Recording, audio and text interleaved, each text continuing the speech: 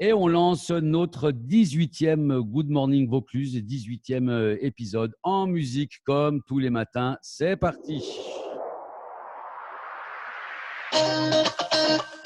18 épisodes.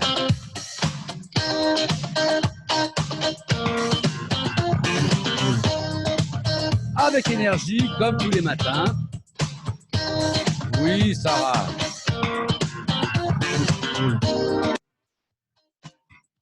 Énergie, sens, inspiration, une demi-heure pour vous mettre l'énergie à tous. Démarrer la journée et commencer ce week-end de Pâques dans la joie, l'allégresse et la bonne humeur. Voilà, j'espère que tout le monde va bien et on commence sans plus tarder ce 18e épisode. Donc, et comme on perd tous la notion du temps, il ne serait pas inutile d'aller faire un tour du côté des éphémérides. Guillaume, quel jour sommes-nous? Rappelle-nous, quel jour sommes-nous? Bonjour Combien de à jours tous. de captivité avons-nous déjà fait? Aujourd'hui, nous sommes vendredi 10 avril et vendredi saint. Ah. Donc, j'espère que vous n'avez pas été trop retenu dans les bouchons aujourd'hui. Oh, Comme la petite blague. Comme les jours précédents, n'est-ce pas? Bon, aujourd'hui, c'est aussi l'anniversaire de Daisy Ridley. Oui, vous savez, c'est l'actrice qui joue dans Star Wars. Ah, bien sûr. Et aussi de Steven Seagal. Steven Seagal. Oui, vous savez, c'est l'acteur dont tous les films commencent par piège. Je n'ai pas en ta culture. Non, on ne sait pas, on ne sait pas. Non. Bon, et pour continuer sur les infos toujours aussi intéressantes, la Lune est décroissante et pleine à 82%. Voilà, donc, maintenant, Guillaume, nous apprécions ta précision millimétrique. Maintenant, il est 8h33 et il est temps de parler du temps. Ah, le temps avec le dessin du jour de Valentine.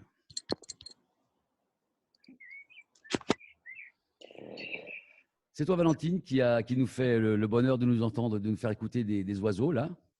Non. Ah, alors, Valentine. C'est pas moi. Alors, ce matin, je ne sais pas si vous avez écouté France Inter ou si j'ai vraiment rêvé, mais moi, j'ai entendu, nous sommes jeudi 9 avril. C'est dingue, ça. Donc, j'en revenais pas parce que du coup, ça m'a beaucoup troublée. Je me suis précipitée pour aller voir si c'est moi qui délirais ou pas. Enfin, tout ça pour vous parler du temps, pour vous reparler du temps et se demander si le confinement va-t-il transformer notre rapport au temps. Parce qu'avec le confinement, on a le sentiment confus que le temps s'est arrêté. Alors, est-ce une illusion? Car soudain, on est obligé d'organiser son temps. Chacun d'entre nous doit arriver à structurer sa journée, structurer son temps pour sortir d'un schéma de remplissage qui était le nôtre.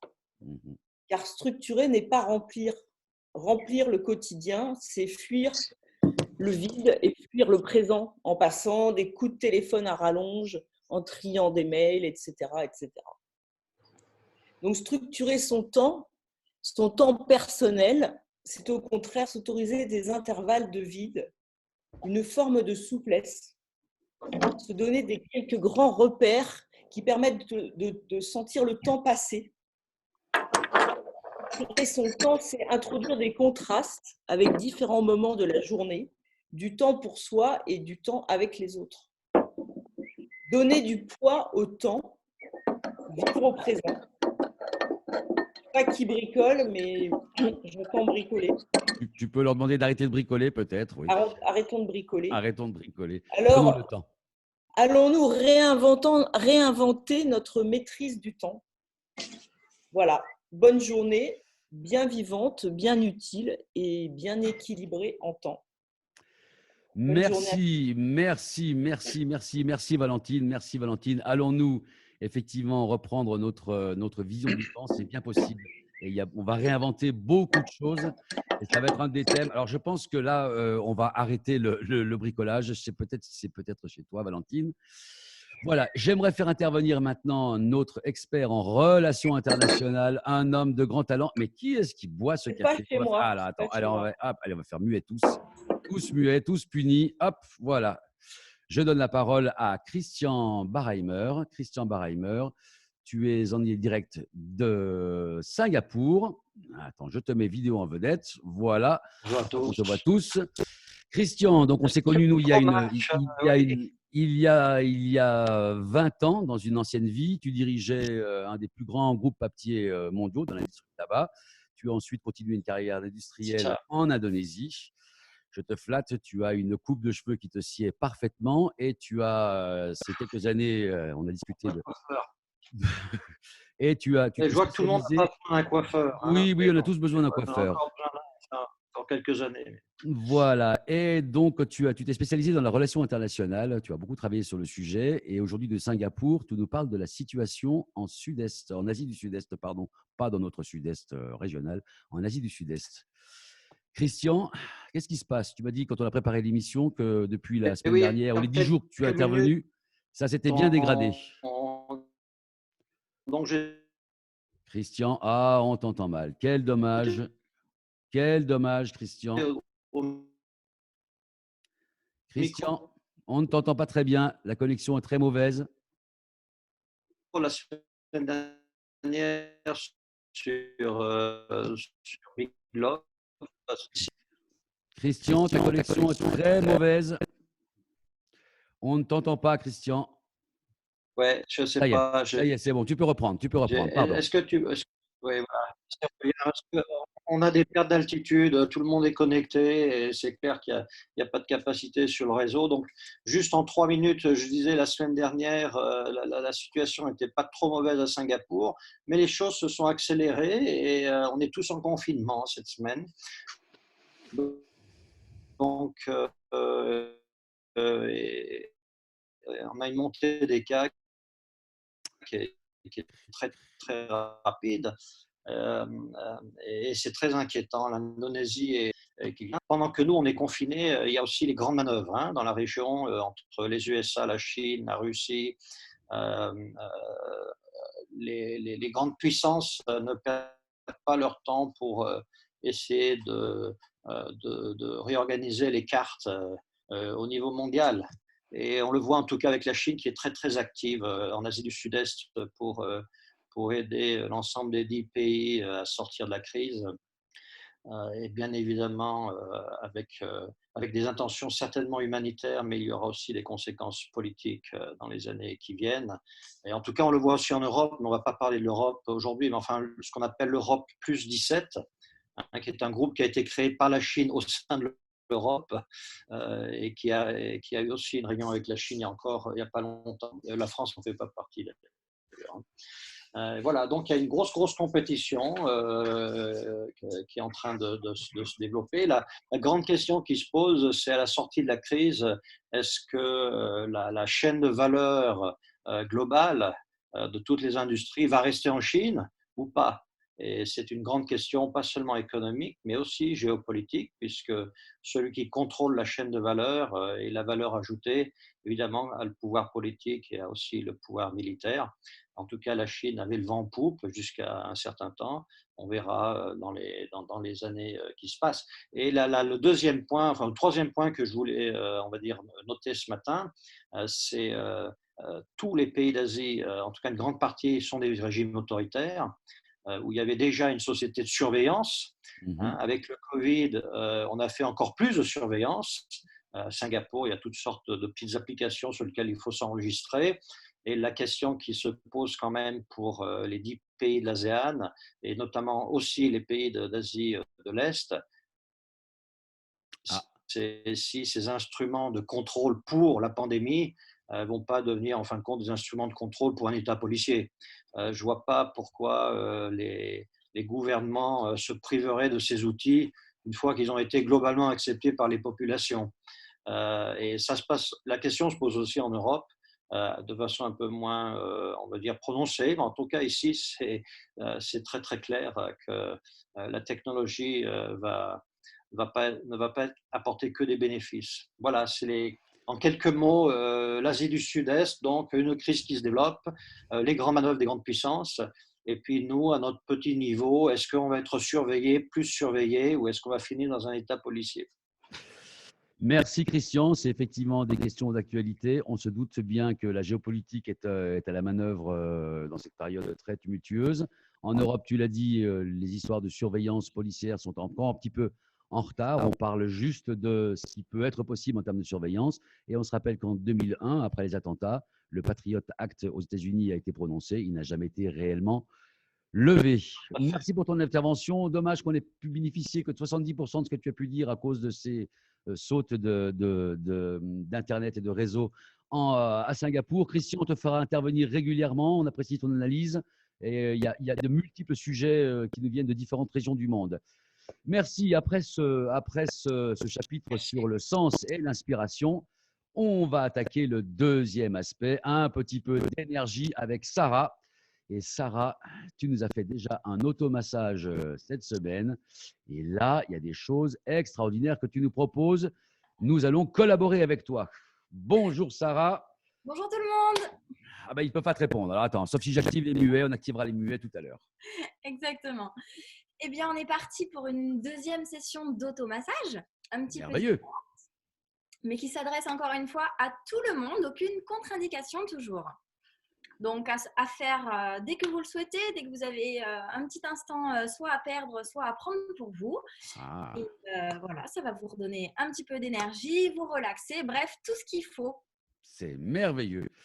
Alors, qu'est-ce que tu nous proposes aujourd'hui? C'est parti. Allez, on se regarde tous, on voit comment tout le monde fait. On active les muets pour qu'il y ait plein de bruit, tant qu'à faire. Tout le monde braille, tout le monde crie. Alors, non, non. Il y a trop de gens qui parlent. Vous n'êtes plus et tous. Pardon. Eh ben non. Tu vois, au lieu de t'écouter, Sarah, voilà ce que font les gens. Alors, c'est parti. On te regarde. Qu'est-ce qu'il faut faire? On se redresse déjà, encore une fois, sur sa chaise. On se redresse sur sa chaise. On respire. On va commencer par mobiliser les épaules. Voilà. Détente, avant-arrière. On va faire pareil, mais avec le cou cette fois-ci. D'un côté, doucement. De l'autre, en avant. Et on se redresse tout simplement.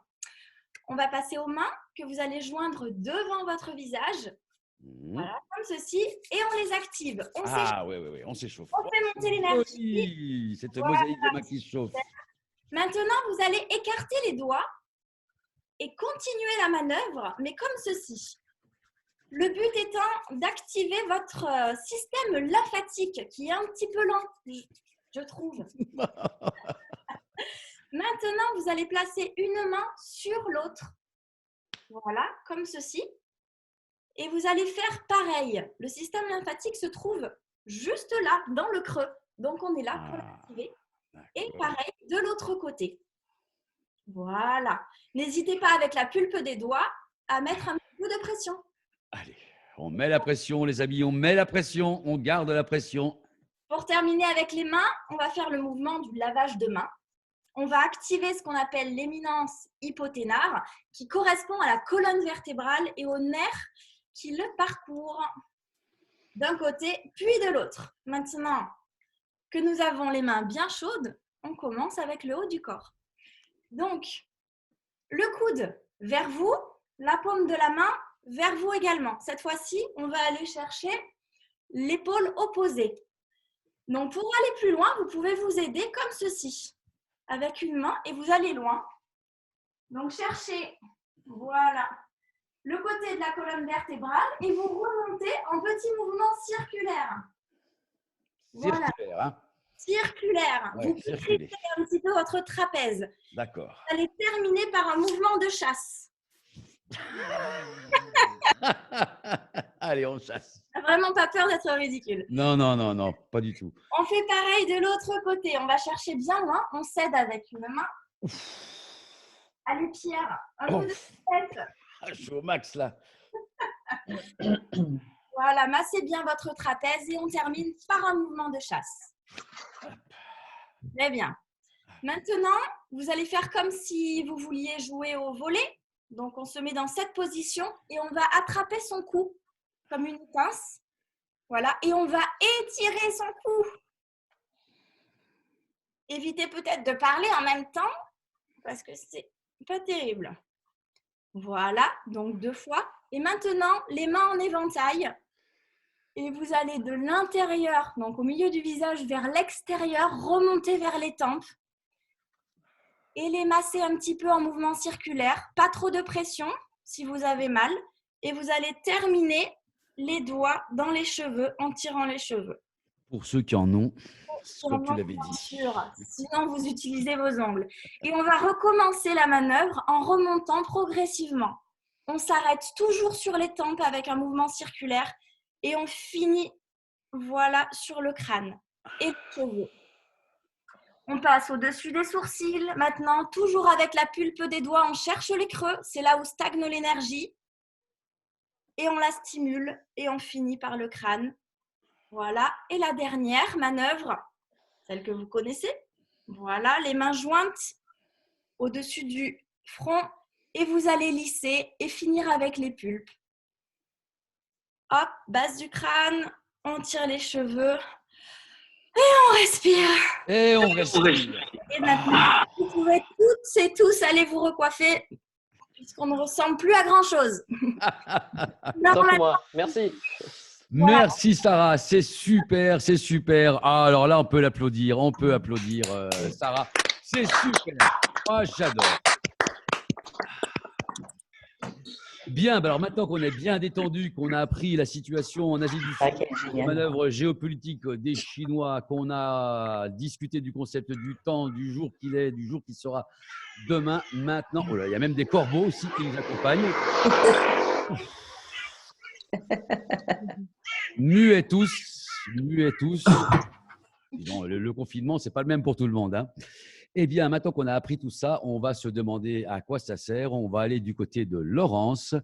Laurence que j'active. Laurence de formation psychologue qui nous accompagne depuis un mois et demi. On travaille, on collabore avec Laurence donc depuis ce temps-là. Et quand on a préparé cette émission aussi, on s'est dit, Laurence, que finalement l'entreprise était un organisme vivant et qu'il avait tous les attributs d'un organisme vivant et qu'il avait aussi, il a une structure économique, c'est un ensemble de collaborateurs, mais qu'il a aussi un aspect psychologique qu'on maîtrise un petit peu moins. Est-ce que tu peux nous en dire un petit peu plus, Laurence? Bonjour Laurence. Oui, bonjour Pierre. Ah, on ne t'entend pas très bien, il y a peut-être quelque chose qui… Voilà, il faut que tu Vous enlèves les m'entendez? papiers et les journaux. Oui, très Ouais. bien. Bon, super. Bonjour Pierre, bonjour à tous. Je suis ravie de participer à cette matinale spéciale, car voilà, comme tu dis, compte tenu de la situation actuelle, de ses difficultés, de ses enjeux et aussi de sa complexité, je crois que tous les outils sont les bienvenus pour réfléchir et aussi pour agir dans la marge de manœuvre dont on dispose, et ce, même si la marge est étroite. Mon objectif ce matin, c'est de vous montrer comment, en quelques mots, mais aussi concrètement, l'entreprise peut s'aider en cette période d'un certain regard et d'un certain accompagnement pour réfléchir et pour gérer ce qui, effectivement, d'une part, bouscule fortement la dynamique économique de l'entreprise, mais aussi d'autre part, la dynamique psychologique et humaine de cette entité qui est l'entreprise, que nous choisissons de regarder ce matin justement et avant tout comme un système vivant, un système à part entière, d'où le titre de la petite chronique ce matin pour moi, l'entreprise a-t-elle un inconscient? J'ai choisi ce titre un peu décalé de vos préoccupations habituelles, car pour moi il est assez illustrateur de la façon dont on peut justement considérer une entreprise et trouver aussi peut-être des ressources nouvelles pour avancer et pour grandir, notamment dans l'épreuve qui nous est proposée actuellement ou imposée. Tout dépend comment on décide de regarder les choses. Donc j'ai juste un tout petit dessin, un petit schéma. Je ne sais pas si on le voit très bien. On le voit très bien. D'accord. Donc l'idée c'est de partir de ce postulat de regarder une entreprise comme on regarderait un être humain. C'est-à-dire, encore une fois, comme un système vivant, et bien, on retrouve aisément bien des points communs. Comme tout être vivant, l'entreprise a une naissance, une identité, une histoire, des événements marquants, un projet, des ressources. Tu es caché là, Laurence. Tu es caché là. On va remettre revoir là maintenant. On a bien vu le dessin. D'accord, ok. Voilà. Ok. Vous me voyez là? Oui, très bien.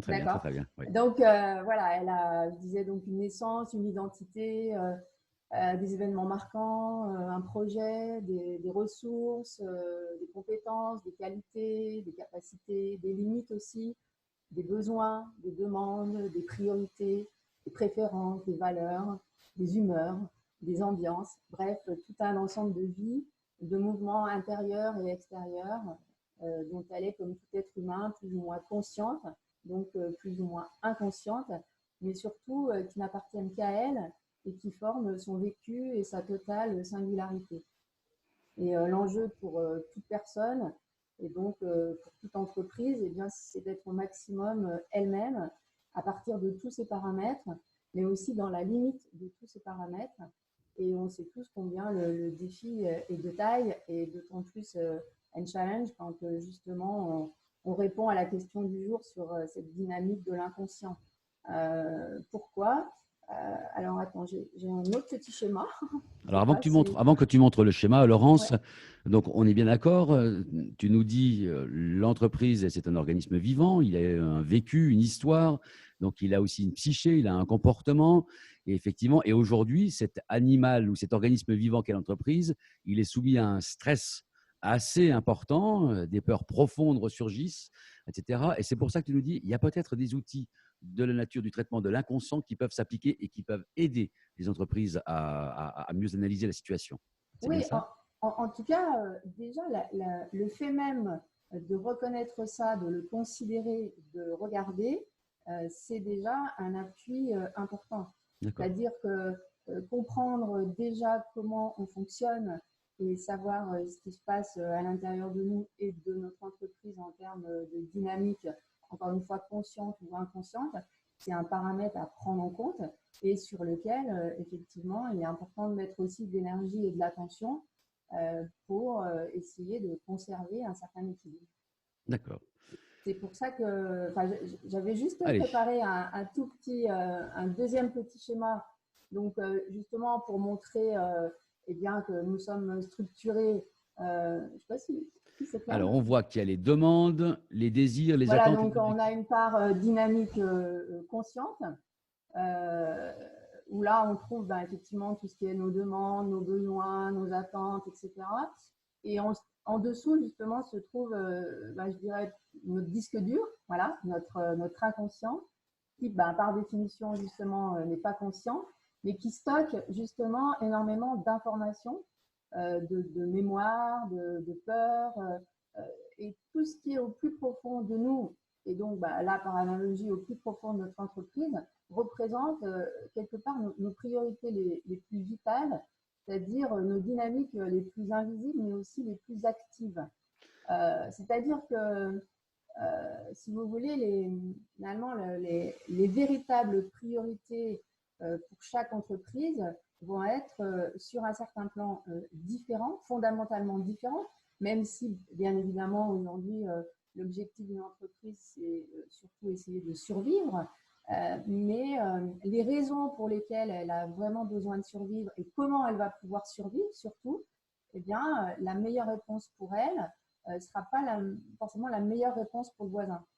Ce qui est important, on a vu, j'espère que tout le monde a pu voir le schéma, dans la partie inconscient, donc si tu peux nous remontrer, il y avait le conditionnement pour ceux qui ne peuvent pas tout lire, les croyances. Alors, dis-nous ce qu'il y a. J'ai noté quelques mots, après oui, il y en a plein, mais bon, j'ai noté les croyances, les mémoires, les conditionnements, les jugements, les peurs profondes. Et surtout, tout ça, tu as dit que ça, c'est le disque dur de l'entreprise. C'est fort comme de dire que l'inconscient, c'est le disque dur de l'entreprise. Ça veut dire que c'est ce qui est un peu gravé. C'est difficile d'aller modifier ce disque dur. C'est ça? C'est ce que tu veux dire? Non, exactement. C'est-à-dire, c'est là où il y a le plus d'informations. C'est-à-dire, plus on va dans la sphère inconsciente, plus il y a d'informations. C'est là où on stocke nos mémoires, nos expériences. Mais on stocke aussi, si on ne l'a pas suffisamment bien élaboré ou analysé, on stocke aussi tout le vécu émotionnel qu'on peut avoir avec certains événements marquants et certaines histoires. Et ça, même si c'est plus conscient, ce qui est important de comprendre, c'est que ça continue d'agir à l'intérieur de nous, à l'intérieur de l'entreprise, à travers différents comportements, différentes attitudes, différentes peurs, différentes limites, et que quelque part, on n'est pas totalement libre, voilà, on va dire en tout cas sur le plan psychologique à certains moments, de faire toujours les bons choix pour nous si on n'a pas peut-être un peu nettoyé cet aspect-là. Alors, on a vu, donc on a discuté avec un de nos amis qui est présent aujourd'hui, qui me disait, avec ses 200, 300 salariés, qui me disait, mais alors là, je vois tous les comportements exacerbés, le pleutre, le courageux, le bravache, celui qui se réfugie, Oui, tout est exacerbé. Effectivement, on comprenait bien, on discutait avec lui. Effectivement, chacun est en face de ses peurs profondes. Et il me disait, ce qui était intéressant, c'est qu'on voit apparaître des clusters dans différentes agences, par exemple, des clusters. Il suffit qu'un directeur d'agence, enfin qu'un responsable ait un certain type de comportement, et ce comportement se propageait en cascade sur toute son équipe. oui. Donc, on peut comprendre, enfin, moi j'arrive à comprendre qu'individuellement, chacun a sa psyché, son inconscient, mais ça veut dire quoi? Donc, l'inconscient d'une entreprise au niveau global, est-ce que c'est la somme de ces inconscients? Est-ce que c'est l'inconscient du dirigeant? Est-ce que c'est un mix? C'est un petit peu tout ça. Après, j'ai envie de dire, tout dépend aussi, Pierre, de quelle entreprise on parle. Voilà, tout dépend si c'est une entreprise récente, une entreprise plus ancienne, c'est une entreprise familiale. Il y a beaucoup de paramètres qui vont rentrer en jeu, mais l'idée, c'est vraiment de partir du principe que l'entreprise, c'est un système à part entière.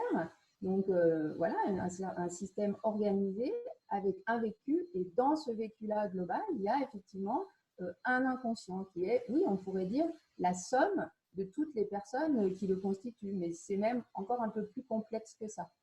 Mais, alors, j'ai envie de dire que peut-être, si je vous parle de conflit, par exemple, voilà, tout le monde sait ce que ça veut dire. Ça, c'est, comment dire, comment se manifestent les choses qui ne sont pas forcément réglées, les choses qu'on n'arrive pas forcément à gérer pour soi et qui sont retraduites en conflit, soit avec soi-même, soit avec les autres. Et là, effectivement, dans le contexte actuel, qui est très, très favorable à ce que toutes les peurs et les peurs profondes réémergent, il y a, on va dire, une opportunité assez forte pour réactiver un petit peu tout ça. Ben, effectivement, si on ne garde pas cette idée d'intégrité de l'entreprise et de système, ça peut être difficile à gérer. Ça veut dire qu'effectivement, tout ce que fait l'un va avoir des conséquences sur l'autre au sein même de l'entreprise.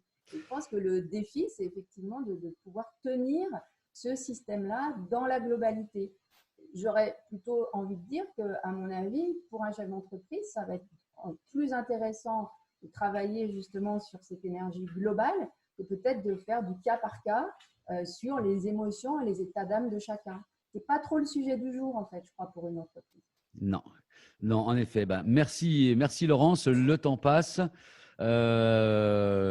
Voilà, donc on encourage chaque dirigeant à prendre en compte le fonctionnement psychologique de son entreprise. Et tu me disais, Laurence, hier, en fait, qu'on était face à une double crise, une crise économique doublée d'une crise psychologique. Donc, on est plus ou moins armé sur un sujet, on est un peu moins armé sur l'autre sujet. Et à l'heure où les entreprises doivent faire beaucoup de communication en interne, rassurer les collaborateurs, donner le cap, il y a peut-être des outils auxquels il faut penser.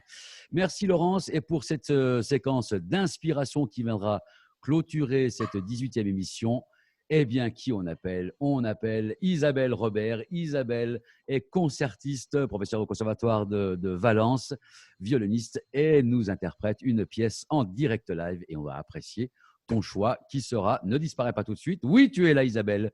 Qu'est-ce que tu peux aller chercher l'instrument quand même. Oui, il te faut quand même un instrument. Tu n'as pas que la voix de Laurence. Toi, il te faut un instrument, un archet et un violon. Qu'est-ce que tu as choisi de nous interpréter et pourquoi? Parce que tu es pleine de sens, Isabelle, nous le savons.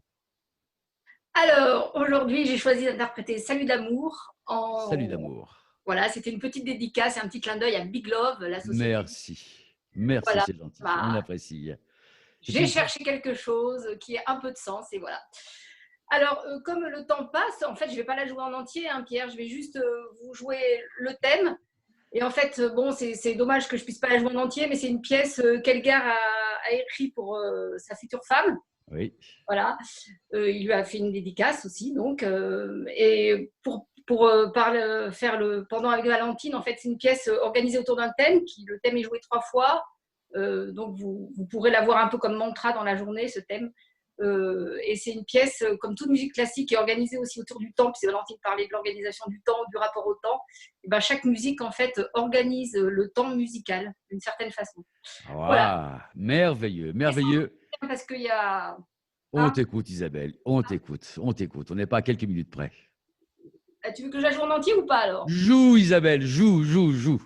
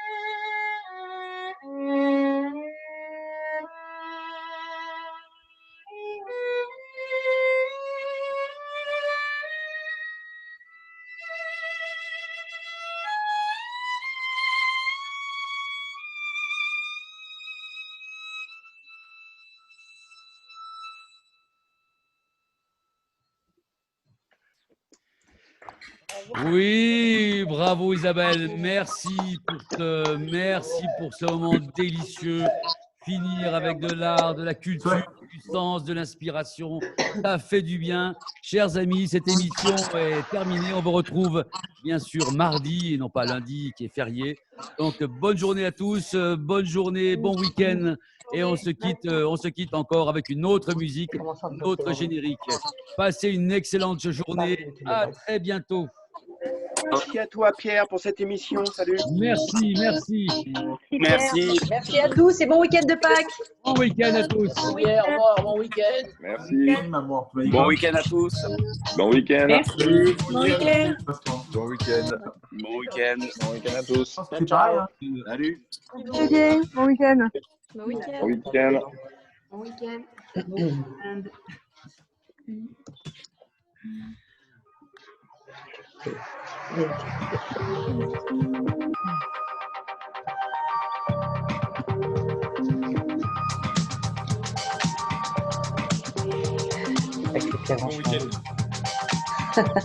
Salut Cyril.